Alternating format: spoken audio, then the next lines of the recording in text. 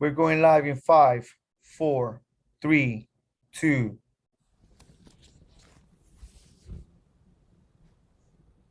The webinar has started. We are live.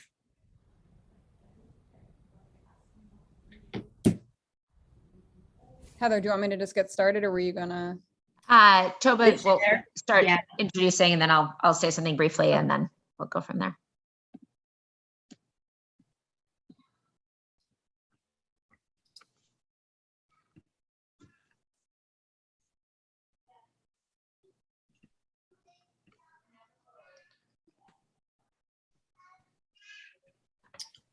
Okay, Iggy, you want me to go ahead and start? Can we go ahead and start?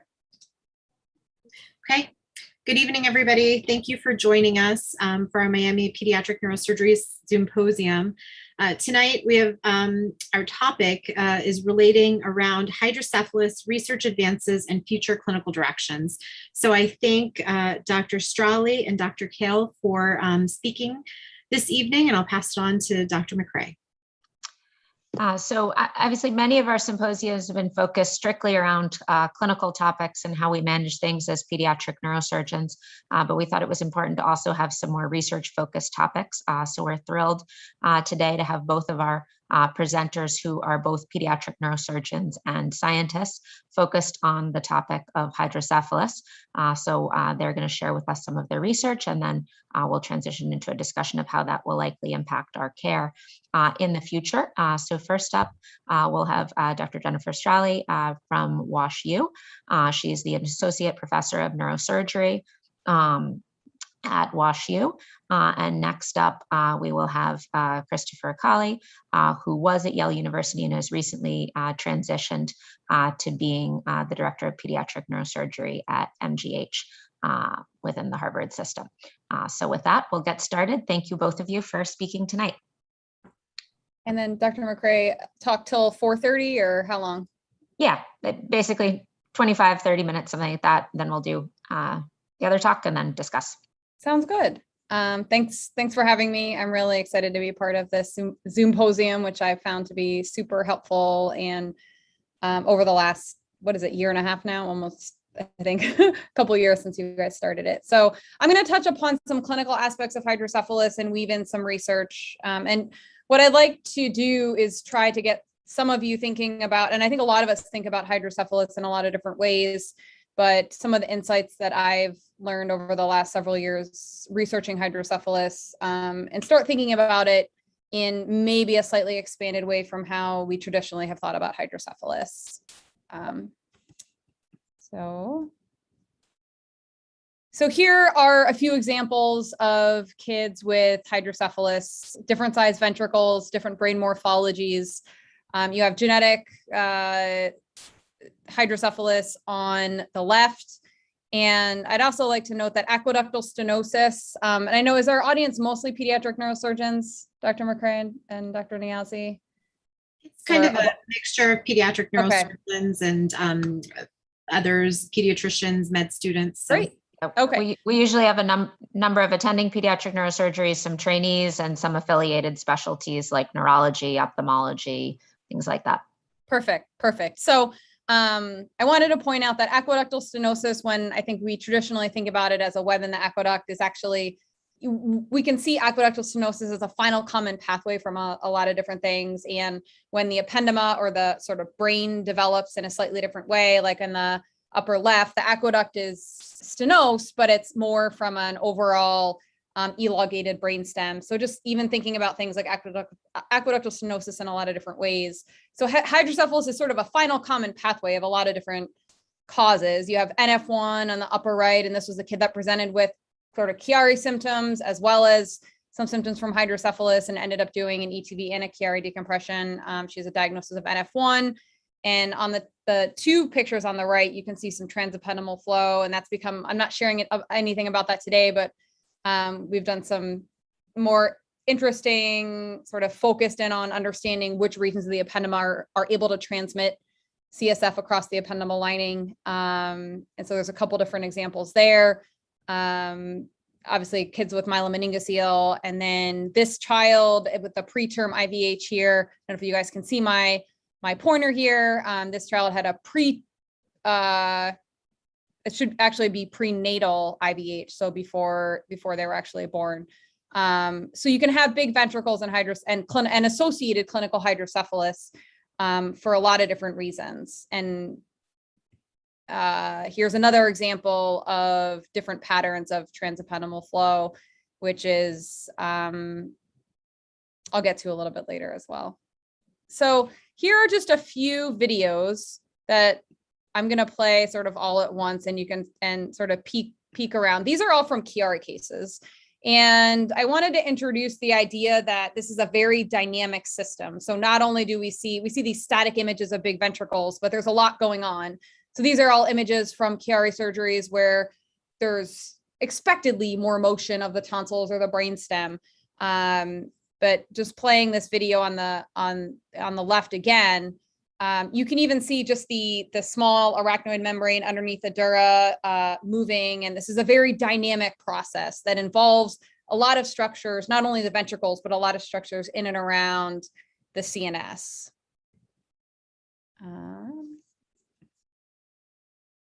Here are a few more videos of these structures. So we have the arachnoid. This is on the upper left is arachnoid coming in through a peel away sheath in the setting of a cyst fenestration. In the upper right is choroid plexus as part of a choroid plexus cauterization. I would like to point out that the choroid plexus there already looks a little bit atretic. This was in a case about 5 years ago when I think there was a short window of enthusiasm for ETV CPC for post-hemorrhagic hydrocephalus, which I know has sort of waned a little bit, or decreased, excuse me, a little bit over time, the enthusiasm. And then in the lower left-hand corner is a spinal tumor. I just wanted to highlight the dura and the arachnoid and how the CSF is, flows both underneath the arachnoid, but also above the arachnoid, between the arachnoid and the dura. And then finally, here is the arachnoid in the basal cisterns, and just wanting you to think a little bit about not only the CSF and the ventricles, but that how it might communicate and flow between and within these structures. So here's sort of an outline that I made just for this talk as I was sort of putting it together and wanting to sort of segment it into different areas and figure out, where do we need to go with our research. As most of us are pediatric focused or pediatric neurosurgeons, there's a few different groups of pediatric hydrocephalus. And while there is childhood hydrocephalus from the conditions I list on the left, tumors and aqueductal stenosis, AVMs, trauma, the majority of hydrocephalus is diagnosed when kids are young. So whether it's congenital, prenatally diagnosed, or immediately diagnosed, or in the newborn period, or perinatally. And I think this is interesting because it corresponds with a critical period of neurodevelopment, whether it's preterm or even in the first couple years of life. The most common causes that we see as pediatric neurosurgeons are intraventricular hemorrhage associated hydrocephalus from preterm germinal matrix hemorrhage, as well as myelomeningocele.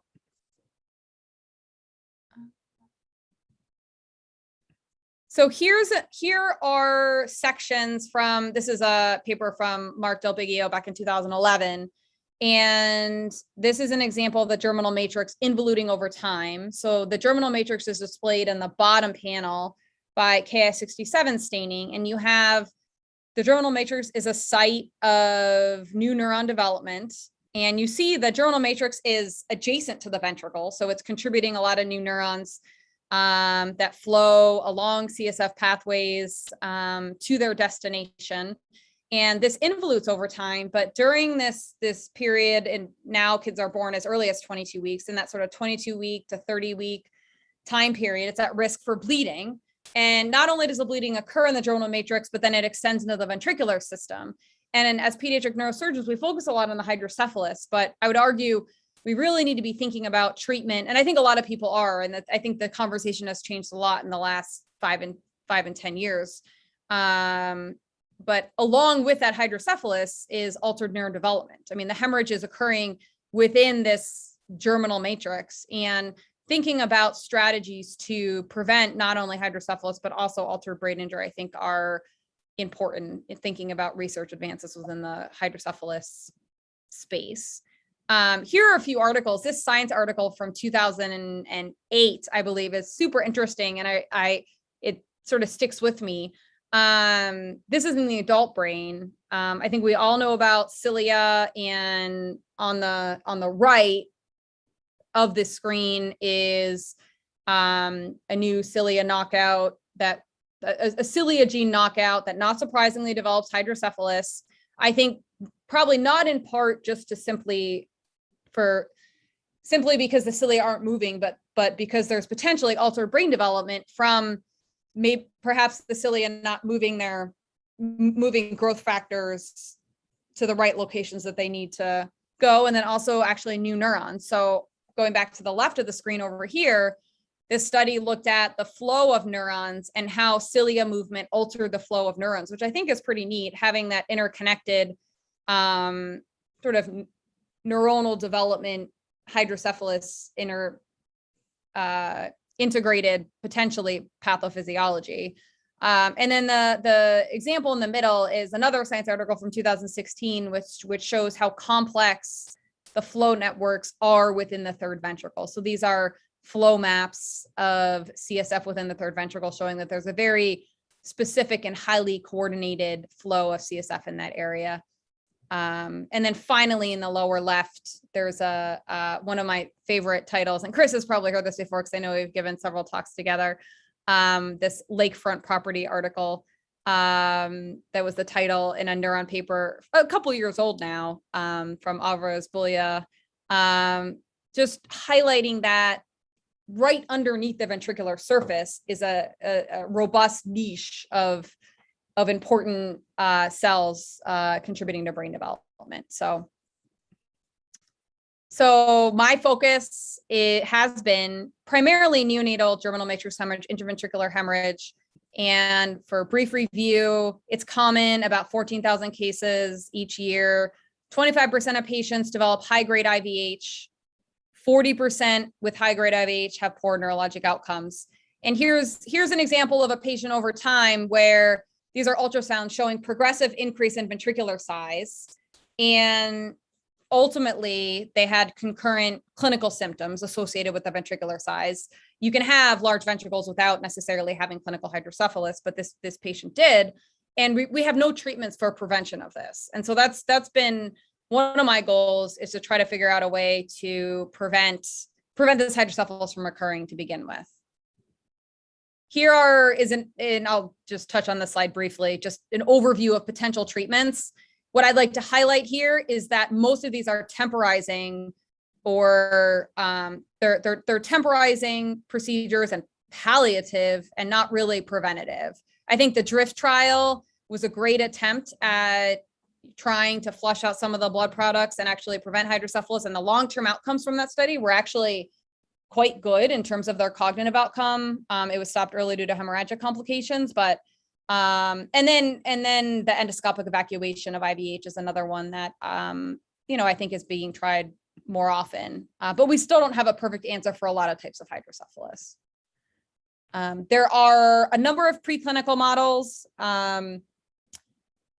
in an attempt, and I'd like to highlight the HANDS, which is the Hydrocephalus Association Network for Discovery Science, is having a focus on hydrocephalus animal model seminar series over the next month.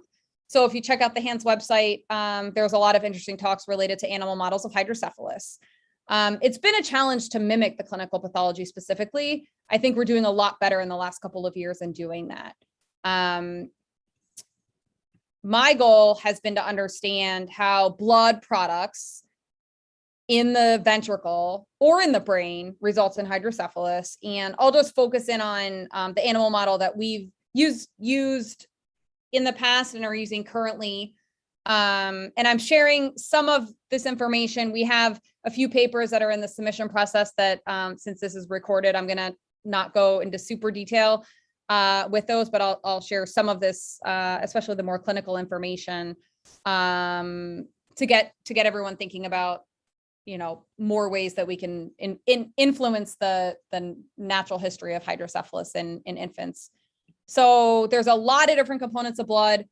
It's a multifactorial process. However, if you inject whole blood into the ventricle in animals, it doesn't do much. You either have to inject an extremely large volume or lyse the red blood cells or inject blood products. So at an attempt to figure out which blood products results in hydrocephalus, we previously injected iron, protoporphyrin 9, which is heme without the iron, hemoglobin, blood, lyse red blood cells, and found that hemoglobin, a very small volume of hemoglobin, resulted in ventricular enlargement. And we now show that it produces chronic hydrocephalus in a very clinical way. So with similar rates of what we see clinically for neonatal IVH. Here's an example of rat MRIs for this.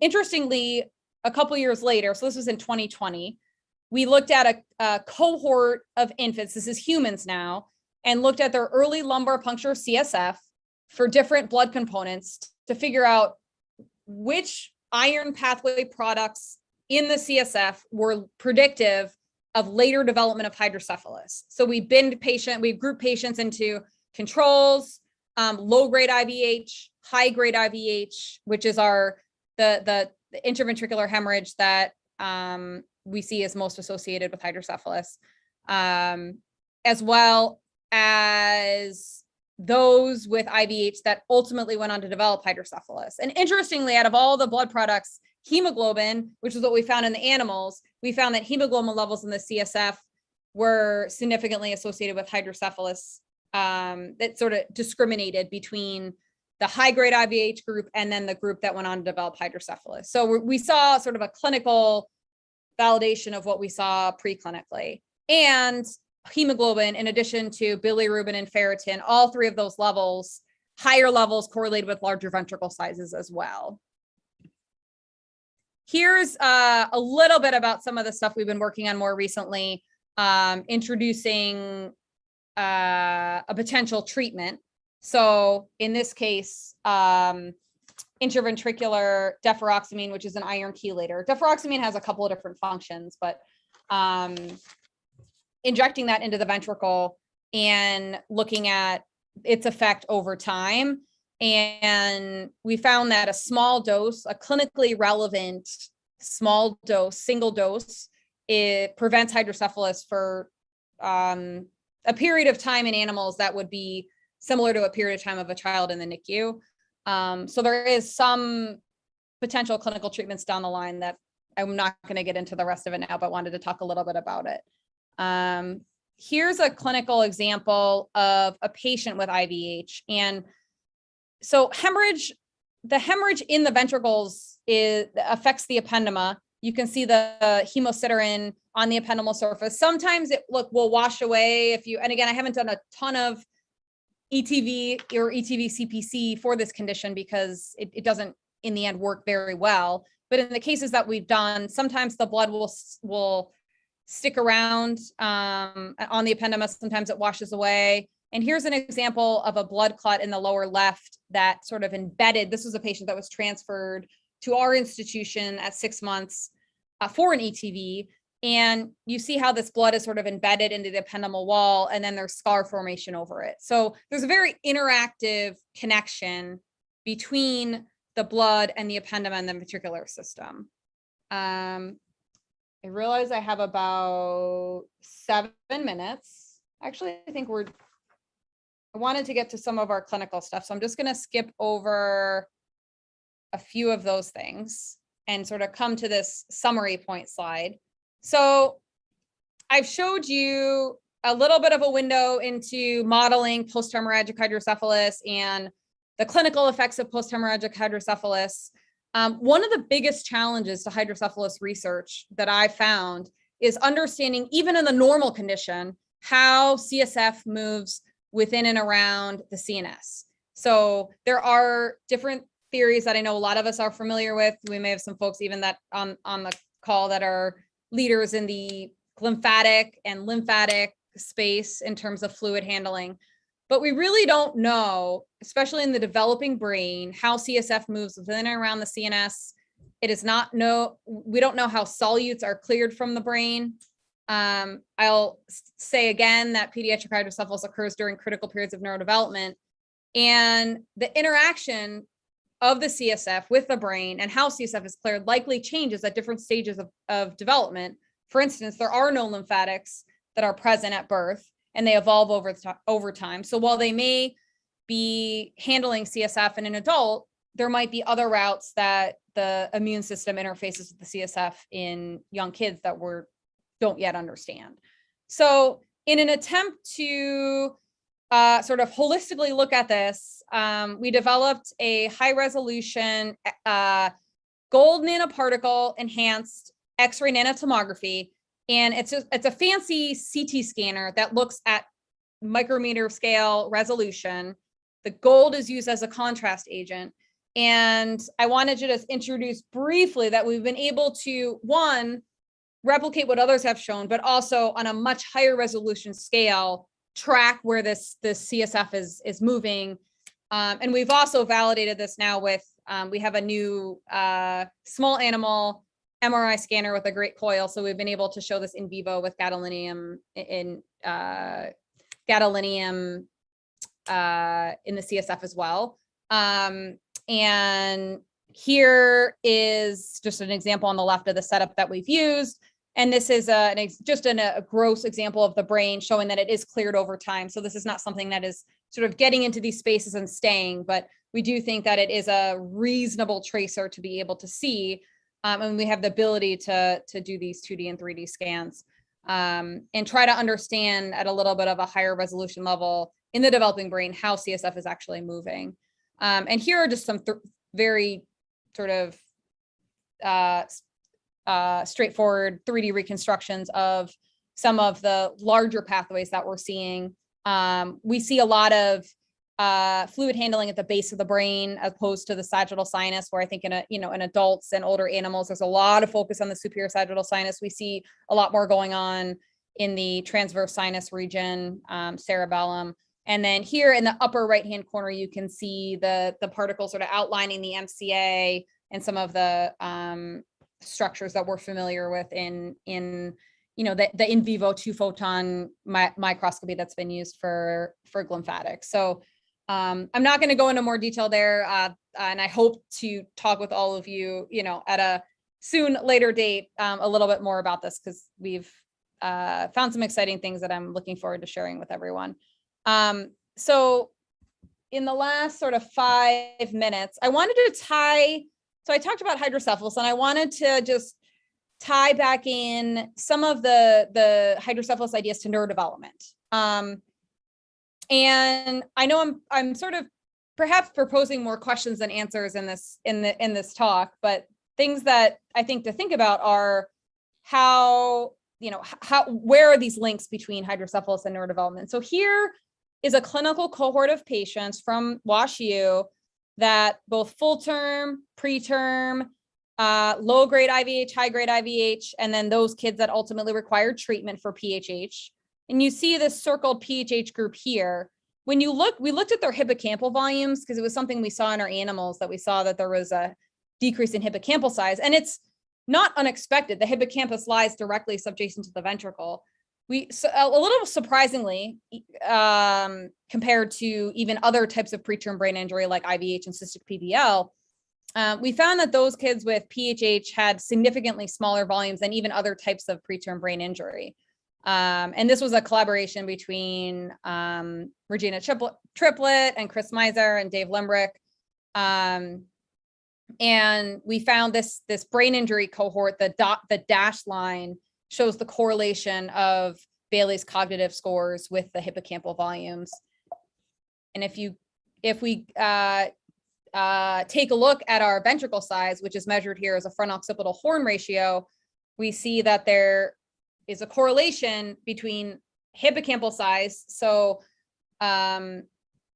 larger ventricles are associated with smaller hippocampal size. So there's a relationship between this memory structure and hippocampal size. We recently, just this year, extended some of these findings to to a multi-center cohort from the Hydrocephalus Clinical Research Network.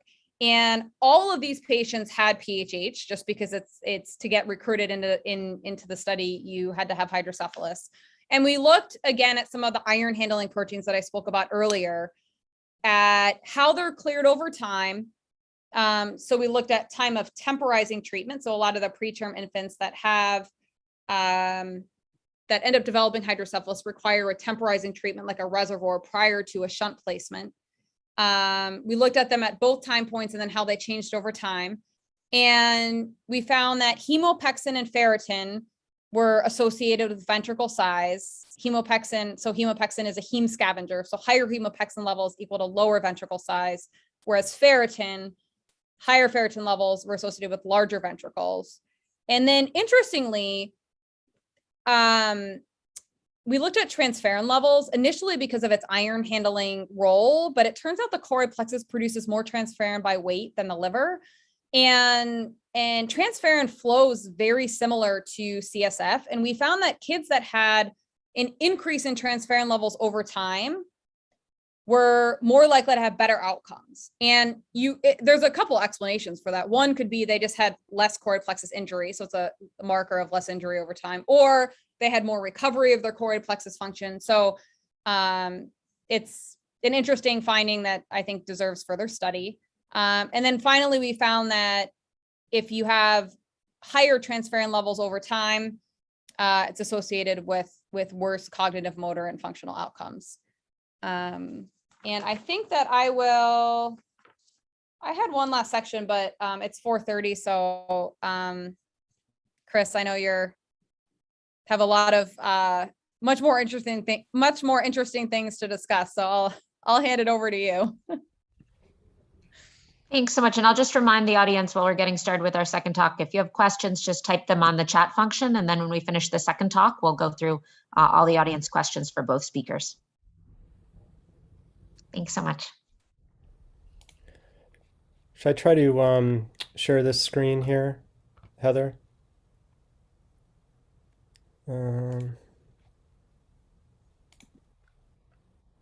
Ignacio, you're still there to help, right? Yes, I'm right here. First things first, open the PowerPoint, then go back to Zoom and share the screen. Okay.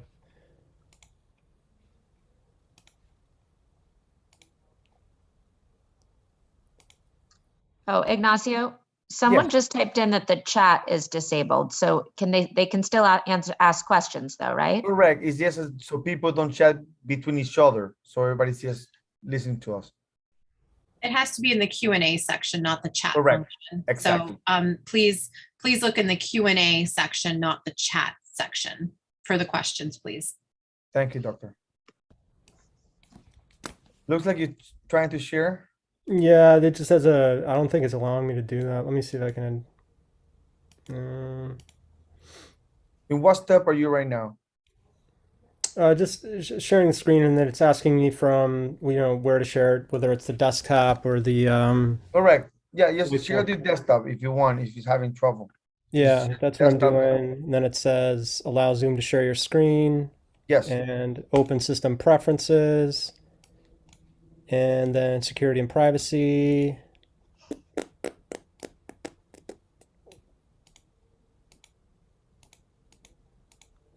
Can you share the PowerPoint and email, and we can maybe work Yeah, it like sure. that? Yeah, of course. You got my email? Send it to my email, Okay. then I'll open it up and I'll share it. Maybe we can, if there's questions with Jen, maybe we could tackle that. in Yeah, the or I meantime. I've realized got a I couple didn't more, so- thank my lab as well. So do you want me to can I share my screen again while you guys are figuring that out? And I can just go. Absolutely. Okay. Absolutely. Thanks. And one quick thing, and this will take like 3 minutes while you guys are figuring out the other PowerPoint. Related to ventricle size, I think there's a question. I always have a question of like, how big can the ventricles be? I know that the goal in treating hydrocephalus is that we want to maintain head circumference or, stop head growth and make sure the fontanelle is not full. But how big can you tolerate ventricles? So recently we looked at ventricle size in preterm infants with PHH and looked at a cumulative ventricle size over time from birth until the time of permanent CSF diversion, so the time of like ETV or shunt placement. And we found that earlier time at permanent shunt placement, as well as smaller cumulative ventricle size over time, was associated with better outcomes. So that's just another sort of food for thought about thinking about ventricle size and outcomes. And then I will thank my lab here who I know I didn't show a lot of the sort of basic science stuff today, but we have a great lab and a lot of collaborators, especially for the clinical work. So thank you to everyone, as well as our funding sources. Yeah.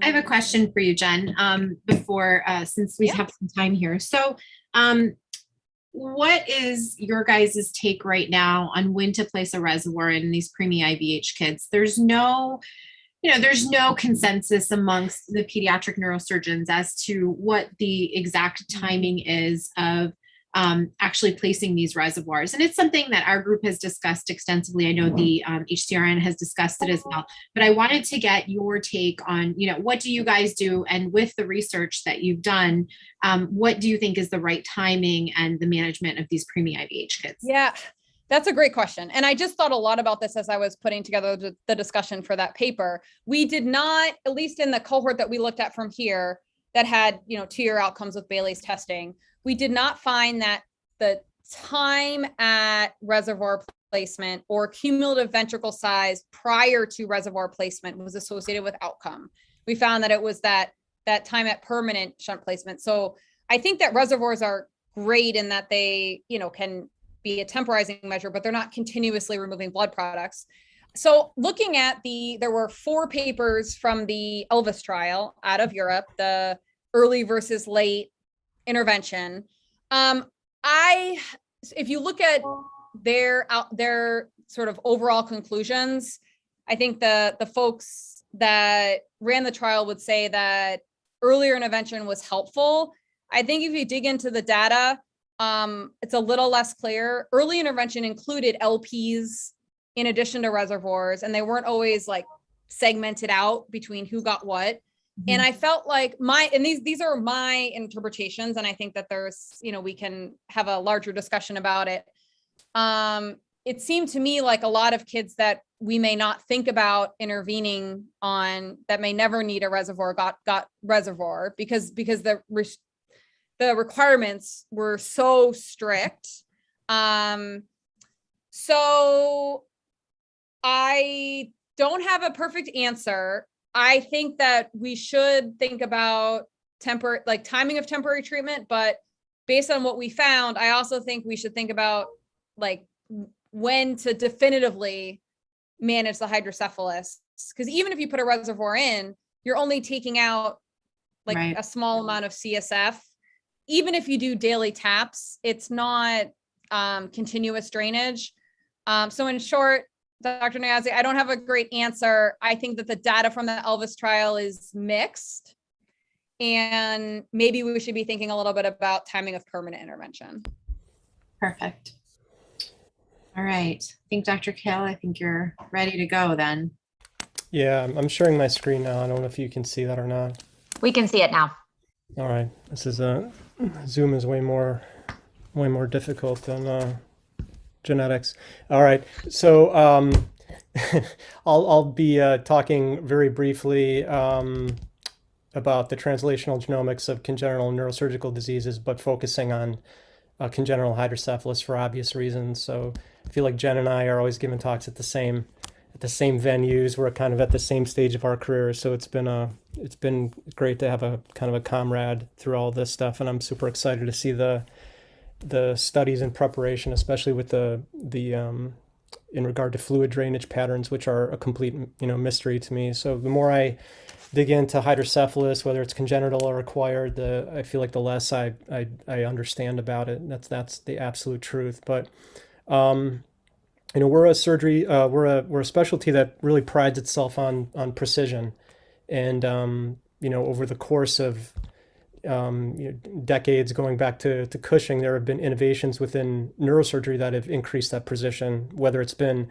the introduction of the micro neurosurgical technique in the operating microscope with Roten, or brain lab navigation systems. But I guess I would encourage the next crop of pediatric neurosurgeons, some of which are on this Zoom chat right now, like Sharif Fury and Andy Hale and a couple of these other guys, to take that precision to nanoscale and molecular levels.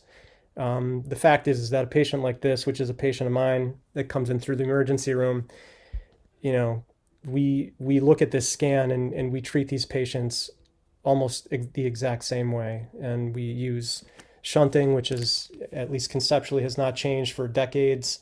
And what I would like to try to convey in this talk is that taking this term hydrocephalus, which is more or less a garbage term at this point, and breaking it apart into different subclusters that are defined by gene variants that hold prognostic value and potential diagnostic and therapeutic value is a goal not only for hydrocephalus, but a bunch of different congenital diseases. Pediatric neurosurgery is a great field to be in if you're interested in genetics. So here's some disclosures and funding sources. I don't have any disclosures. This is a famous wiring diagram from a medical textbook in the 70s by Guyton. It was given to me by my PhD advisor. And what it illustrates is, in an absurd way, the complex regulatory networks that are in place for any important homeostatic variable. And so if you take any continuous variable like blood glucose or systolic blood pressure, if this is an important physiologic parameter, the body over time has developed redundant, overlapping mechanisms to protect that variable. And the question is if you're looking at something like cerebral spinal fluid homeostasis, what are the critical pathways, genes, so forth, that regulate that variable? And you'll see right off the bat that it's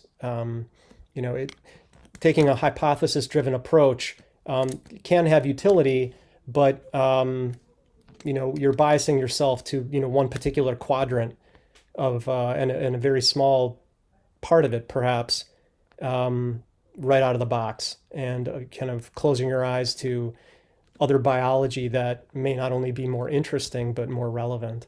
And so the beauty of a genetic approach is you take off those blinders, but in an unbiased way, and you say, I don't know what's going on, and I'm going to let the biology and the genomics tell me what's going on, and then pursue that angle, whether it's your expertise or not. And in fact, a fun part of the lab is we kind of get ourselves into situations where we might find a gene for which we have very little expertise in, and then you find a way to study it. And it's usually by teaming up with people who know more about it than you do. But in doing that, you make a lot of friends, you learn a lot of new things, and then you discover real biology.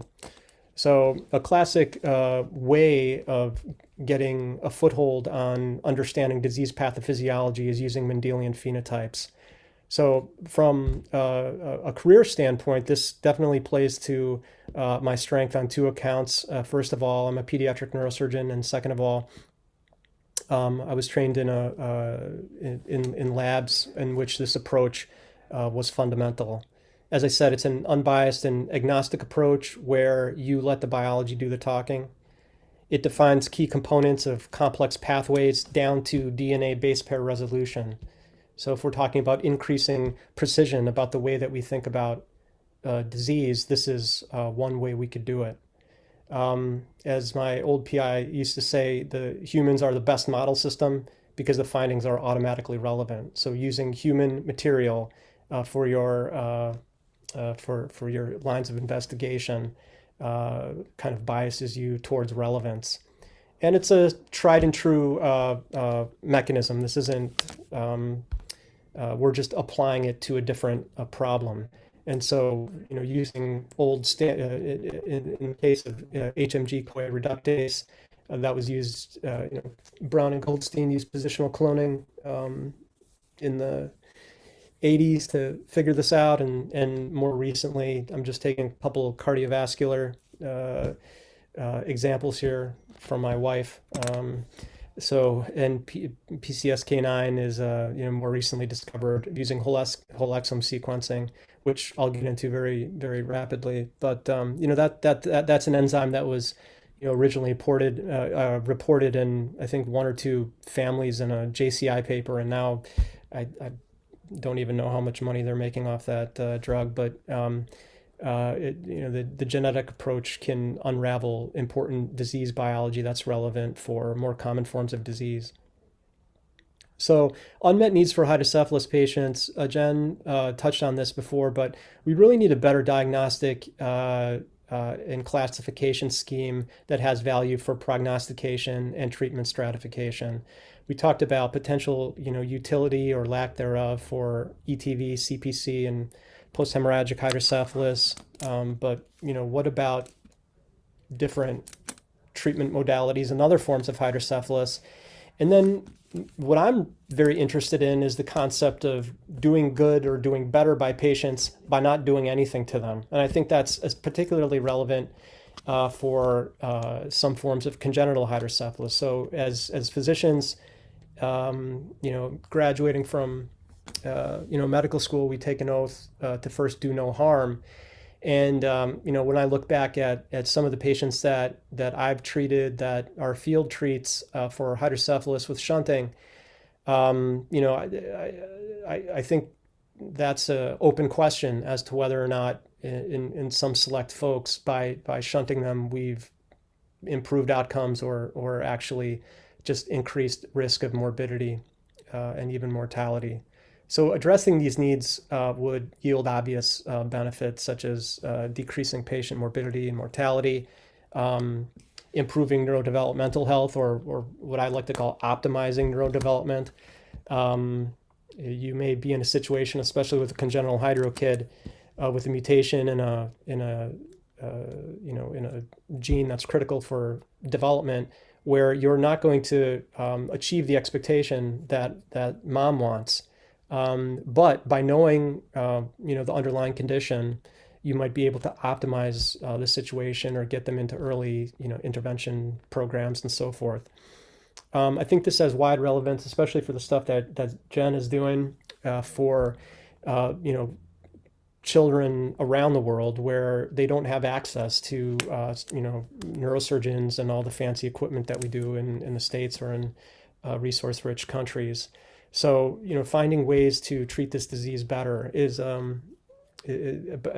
by now it's a bit cliche, but it's so true. We can do a lot better. There's some challenges for gene discovery in the congenital hydrocephalus space, and I included a couple of them here, including locus heterogeneity, the phenotypic complexity of the disease, and I would actually suggest that, if you're thinking about whether neurosurgeons can make contributions to,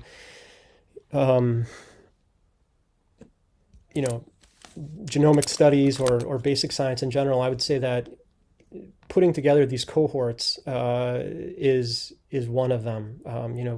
I've seen other groups kind of tackle this without having a decent understanding of primary versus secondary forms of hydro, even the different forms of acquired hydro, and it's clear that having that clinical insight can yield great fruit. The sporadic nature of most congenital hydrocephalus cases is an obvious roadblock to using classical, familial, gene segregation approaches or positional cloning back in the day, but whole exome sequencing and more recently whole genome sequencing, so-called next generation sequencing technologies, allows the identification of genes in precisely these situations. As I said before, it's unbiased, it's systematic, and even in for some phenotypes, you can find a gene and do so in a relatively small cohort. We recently found a new moya risk gene. I mean, I think we got lucky, and then we were able to find a validation cohort for it. But Peter Jin, who I think is on the present, he's in the chat room for this today. He's down at WashU. We were able to find a moya gene, and I think only 25 trios or something like that.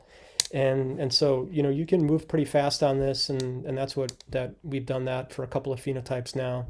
The importance of gene discovery outside of gaining understanding of what the pathophysiology of the disease is it also provides insight into normal brain development. And that's a fundamental thing I wanted to bring up today, is the fact that we can, thinking about hydrocephalus, at least congenital hydrocephalus, not only about fluid, but also about the T2 dark component on that big MRI scan, that it can provide insights into human corticogenesis and the genetic regulation, thereof. Finding genes for congenital hydrocephalus might allow us to develop a classification scheme where different subtypes are linked to different outcomes or prognoses, different treatment responses. And then lastly, it can encourage the development of precision medicine therapies, which, with the techniques with CRISPR base editing and some other things that are available now that people are applying to Mendelian disorders like spinal muscular atrophy and some other conditions, this is not a crazy venture to think could be applied to this disease for congenital hydro. So we set up this HydroSeq platform a few years ago now, whose goal was to take a functional genomics approach to discover, validate, and then gain mechanistic insight into newly identified genes and mutations. It had 3 goals, still does. It's ongoing. We've taken 2 swings, and we're in the middle of taking the 3rd swing right now, which we call Hydro V3, which will be out I don't know, sometime next year probably. But our goals were threefold. One was to first of all expand what we already had, and then characterize the largest congenital hydrocephalus cohort in the world. It wasn't difficult at that time because there really weren't any cohorts, to my knowledge, or very big ones. But we've kind of doubled down on this condition along with a couple other conditions in the lab, and have taken a multi-pronged recruitment approach. This is an approach that takes both family-centered social media engagement and then physician-directed referrals, and now powerfully with industry collaborations with some different partners who are sequencing a whole bunch of different patients for a bunch of different reasons. So those 3 things together can increase your N's, and therefore the power for gene discovery, kind of in an exponential way. And then through a recent interest in the lab is using artificial intelligence, natural language processing algorithms, and again made possible with these industry collaborations where we're able to take patients' medical records, scan them, read the language, and make associations for particular patients with discovering endophenotypes that are linked with certain gene variants that you would never be able to come up with otherwise. So usually we took, before this, we were taking a more classical phenotyping regimen, which is laborious, and usually takes someone with pretty decent medical knowledge to surf through. But now we can teach a machine to do it. The second aim is really to do the genetics, find damaging de novo mutations and inherited gene mutations that are associated with congenital hydrocephalus, and we use statistics to justify our findings. And then after we come up with high confidence genes that have certain definitions that we could get into, we validate them if needed in a model organism. There's medium throughput, and then classic model organisms like mice, and we create both. The purpose of the model creation is to use them to dig a little bit deeper into both the physiology, the molecular, and the cellular mechanisms, and hopefully set up some drug screens and base editing approaches for treatment. So this is our current cohort is about 1,300 trios, and it kind of is growing daily. This includes from sources that I mentioned previously. This is probably one of Shruta's slides. She's a resident at the Barrow now, and really was the kind of the brains and the originator of this project in the lab. And along with Andrew Timberlake, who was a PhD student in my old lab at that time, they kind of came up with this social media recruitment platform that has really been the cornerstone of our patient, getting the numbers that we do. This is the phenomics program that Adam Kondashora, a current chief neurosurgery resident at Yale and fantastic surgeon, is actually developing. I think this data is actually from arachnoid cyst, but I put it in here for hydro just because the phenomics is more advanced for that phenotype, but we're literally applying this in real time to the hydro cohort now. But these are subclusters of congenital hydrocephalus that are defined by both endophenotypes, so craniofacial disorder, epilepsy, things that are associated neurodevelopmental phenotypes in these congenital hydrocephalus patients. And then overlaid on top of that are the specific gene variants that are causative. And you can see that there's some nice overlap in those conditions. Some of the people that I've been referring to, I just wanted to give credit to Peter below and Shruta up there in the upper right-hand corner. Jason, not part of the genetics platform, but he studies hydrocephalus from the acquired hydrocephalus and in work similar a bit to what Jen does in the sense of using post-hemorrhagic models to gain disease mechanisms. But I just wanted to give this credit because these are the guys that have really done the work. Jason just got done with his MGH sub-I a couple weeks ago, and he's going to be applying this year for anybody looking for an outstanding neurosurgery resident for 2022. So here's some genes. This, I think, is from the Hydro V2 analysis. The red ones achieve exome-wide significance.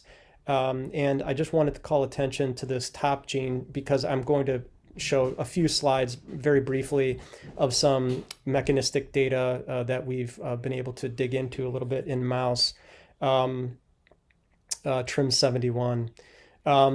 We take the next step and along with Engen at Yale, who's an ICU doc, but an outstanding scientist as well. We've developed this, I'd call it a medium throughput platform where we're able to use CRISPR or morpholino, knock down your gene of interest, express the wild type human gene ortholog, or the same gene with the engineered point mutation or whatever kind of mutation you're interested in to prove gene causality, and then begin to explore things like impact on cilia, ventricle size, and so forth. So we've got this kind of cool program where we're able to kind of create literal, frog avatars of your own patients, if that doesn't sound too weird, but it's true in the sense that you can take a patient of yours who has hydro,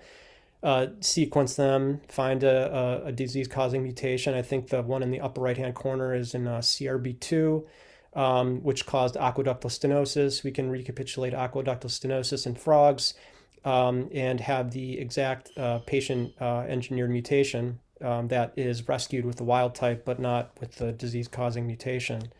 We've been able to use this model to define some flow fields in cilia, but I'm not going to get into that now.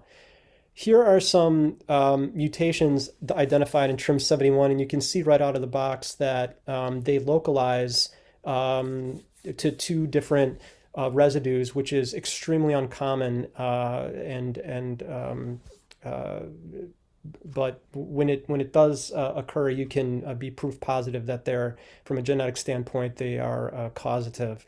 They localize to these NHL binding domains, which bind mRNA targets, and TRIM71 is a mRNA and RNA regulator. This is a work of Zwifan. He's on the upper left-hand corner. He'll be applying in 2 years to neurosurgery residency. So I wanted to pump him up a little bit. But this paper is in revision at Nature Neuroscience, so he'll have a big one. He basically found that TRIM71 is a neuroepithelial cell marker, and neuroepithelial cells, of course, are the earliest neural stem cell population in the prenatal brain that lines the neural tube, and then ultimately the brain ventricle. So he's created a mouse that has a point mutation from a humanized point mutation that is able to recapitulate the hydrocephalus phenotype. He's shown that in 2 different Cree drivers of neural stem cell specific genes that neural stem cell deletion of TRIM71 in neural stem cell specifically is sufficient to cause hydrocephalus prenatally. He shows that impaired TRIM71 function leads to decreased neural stem cell proliferation and actually precocious differentiation, which depletes the available neural stem cell pool in the germinal matrix for subsequent corticogenesis.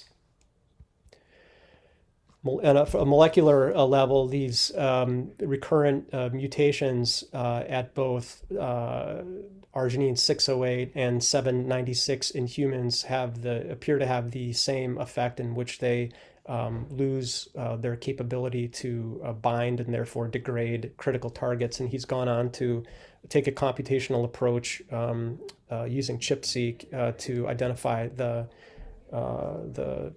important targets. I think this is really important, and it speaks of his work, because what he's found is that because of the decreased decreased cortical mass from decreased neurogenesis, these brains are very highly compliant. So for any given amount of fluid at a specific pressure, the ventricle becomes bigger, and the essentially, while the cilia function normally, the ependema is normal, there's no aqueductal obstruction, yet because of the highly compliant cortical mantle, you just accommodate a large amount of fluid that has very inefficient fluid dynamics. Essentially, it's like an eddy in a river where the laminar flow is just severely compromised. So, which makes sense. And as a neurosurgeon, pediatric neurosurgeon, and any pediatric neurosurgeon knows this. You take a patient sometimes like this to the operating room, and you measure their ICP, it can be 10, right? So is that hydrocephalus? I don't know. But yet they may or may not be dependent, CSF diversion dependent, meaning for their clinical status to be maintained, even to survive, they may need a shunt or not. And so that's the conundrum that we're finding.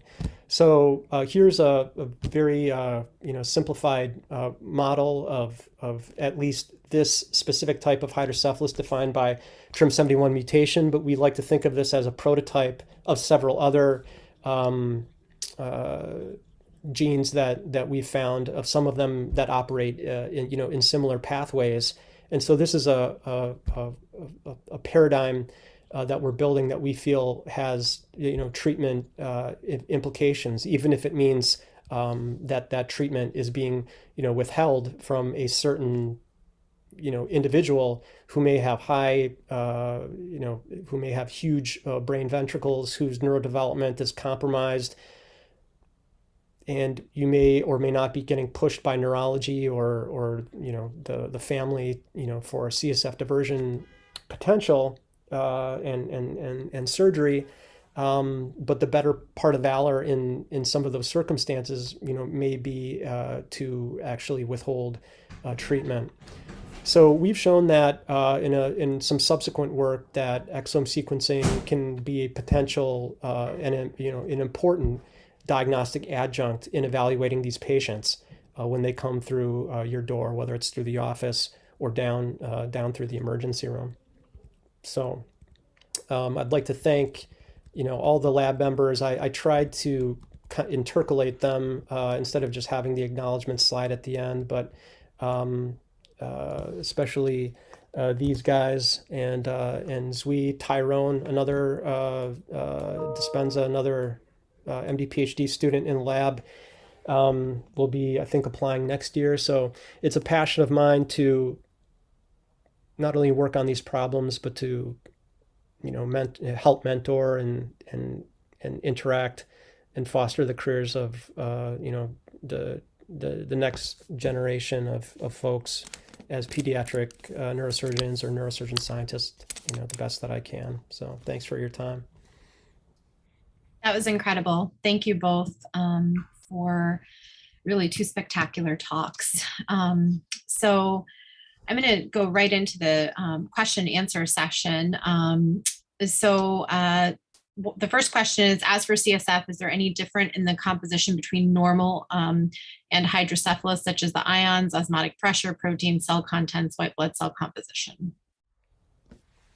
I think it depends on the specific reason why you have hydrocephalus. I know my partner, Dave Lumberg, is working on a study sort of looking at this currently. So I think the short answer is it depends. Yeah, I mean, it's interesting, being at MGH, and one of the reasons why I came up here was the ability to study and treat patients kind of across the disease spectrum, including transitional age patients and adults. And so you kind of get into these waters. I currently take care of a lot of the NPH folks too here. It's fascinating how different the parameters just mentioned are, and I'm sure that's going to be the upshot of David's work.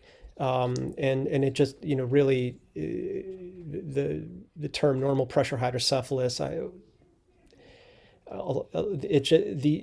think the terms are probably causing a lot more problems than they are helping people. So I think coming up with some new names or that have pathophysiologic meaning, I think would be a major goal of all this work that Jen and I are and others are trying to do. Yeah.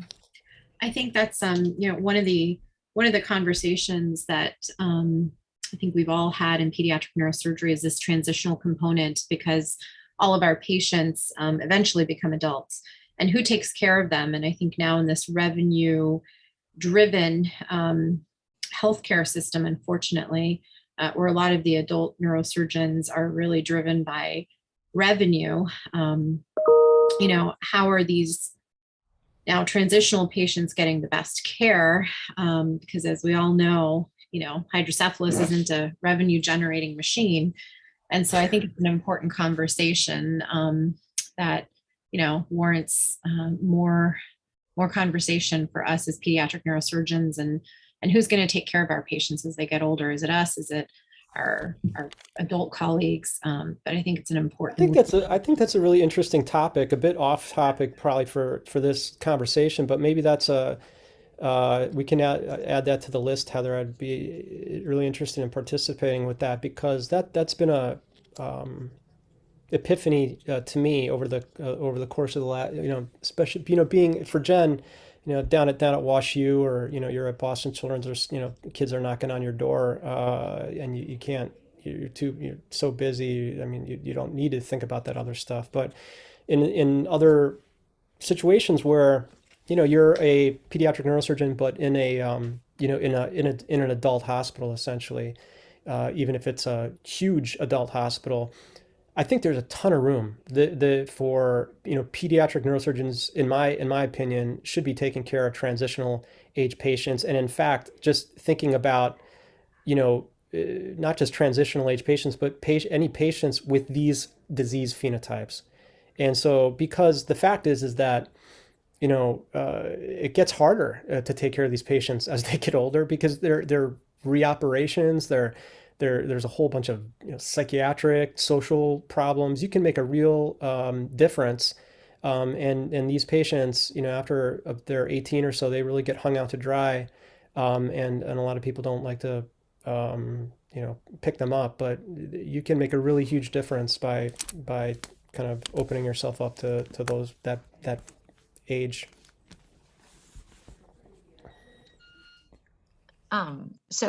We touched on sort of in between the two talks, reservoirs and timing of intervention.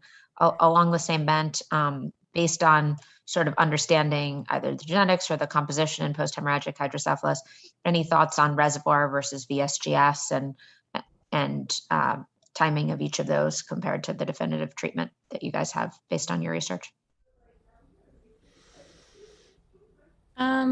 My Or just understanding, biases clinically? yeah, my understanding is that reservoirs are at least have shown to be equivalent to subgaleal shunts. Yeah. And then, I think the Elvis trial is a great, probably the best data that we have, which, if we are going to extrapolate from that, would say that we need to be intervening probably earlier than we do in the US in general. I think endoscopic lavage is another earlier treatment that I think we're starting to do as well. So similar to before, I think the best data probably comes from the Elvis trial. But I don't know what you think, Chris, about timing for temporary intervention for PHH. I don't know. I feel like my own mode changes every few months depending on the last experience or bad experience that I've had. It just there's the options are really not very great, and so I've not done any of the ventricular lavage stuff. I think that makes a lot of sense, clearing out those products just intuitively. I'm pretty interested in, there was a trial that looked at furosemide in this setting for neonatal post-hemorrhagic. It's an old one, negative data published in, I think, Lancet or something like that. And furosemide and bumetanide, for that matter, when given systemically, really don't really get into the central nervous system all that well. And so I think there was a flaw in the study there. I don't think targeting ion transport, by the way, is the answer for that. But I think that some of what Jen stuff, the pathways that she's targeting, I think inflammation probably as more of an upstream component. I think we're beginning to realize, more and more, and I think that probably holds a lot of weight. Anyway, you can see how rapidly I shifted from what we currently have to what I would like to see, just because you can pick your reservoir, or it's all pretty suboptimal. Along the same bent of future versus now, are any of the genetic pathways you're pulling out in the congenital hydro things that are druggable, or you see us treating more through a medical pathway as opposed to a surgical pathway in the future? Yeah, I see base editing as being a potential mode. I think it's going to be challenging for drug therapy for congenital hydrocephalus. Although Tyrone, not to get out in front of his stuff too much, but I tweeted out his review paper a couple of days ago on P10. That's his gene. That's his favorite gene, and actually very commonly mutated in sporadic congenital hydro from a de novo mutation standpoint. And some of these patients have neural stem cell overgrowth around the level of the aqueduct, and that can cause obstruction and PFAS crowding in some circumstances. And so thinking about pathways that target that, it'd be difficult to think of how to administer that, or the timing, but that is one targetable pathway. But I think genetic base editing is the more feasible option going forward. Makes sense.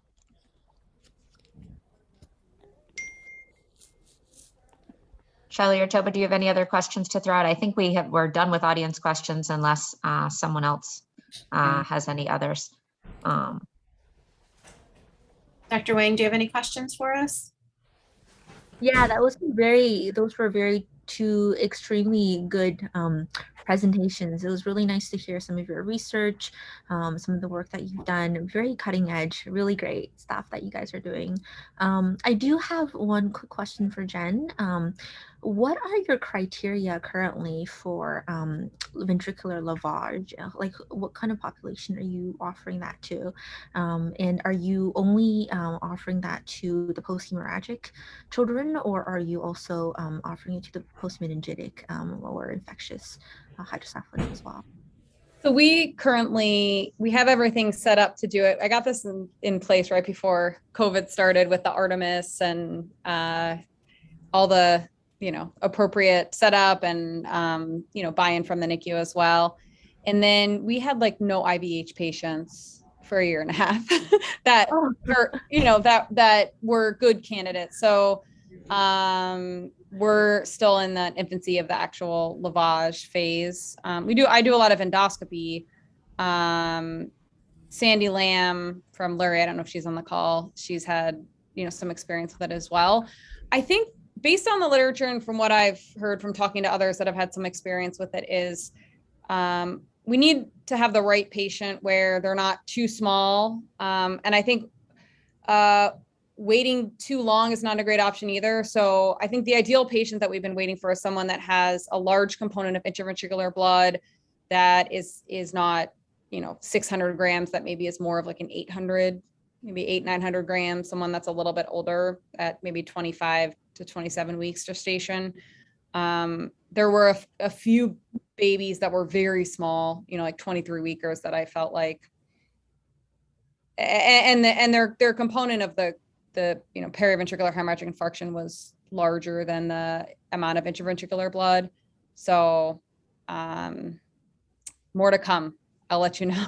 And then are you offering it to like the older children who, for example, have like ventriculitis or infectious? I haven't had any specific cases come up in the last year and a half since we have everything set up for it. So I haven't done any lavage in those cases. Questions. So Ed, I'd just like to take a minute, thank both of the speakers again, really thought-provoking discussion. I think I completely agree with Chris's comment that the more hydrocephalists we treat, the more we realize that we don't fully understand hydrocephalus. And so I think it's really nice to go back to some basic science and hopefully, in 5-10 years, we'll have better treatments for all of these children, regardless of the etiology of their hydrocephalus. So thanks to everyone for joining in today. Our next session in November is going to be on pediatric head trauma. Tina Duhame is going to be speaking, and then we have another speaker to be announced. So we look forward to that as well. Have a great day, everyone. Thanks, Heather. Thanks, guys. Thank Very you so good much for the talk. opportunity Thank to you so speak. much. Bye. Thank you. Take care. Have a good evening.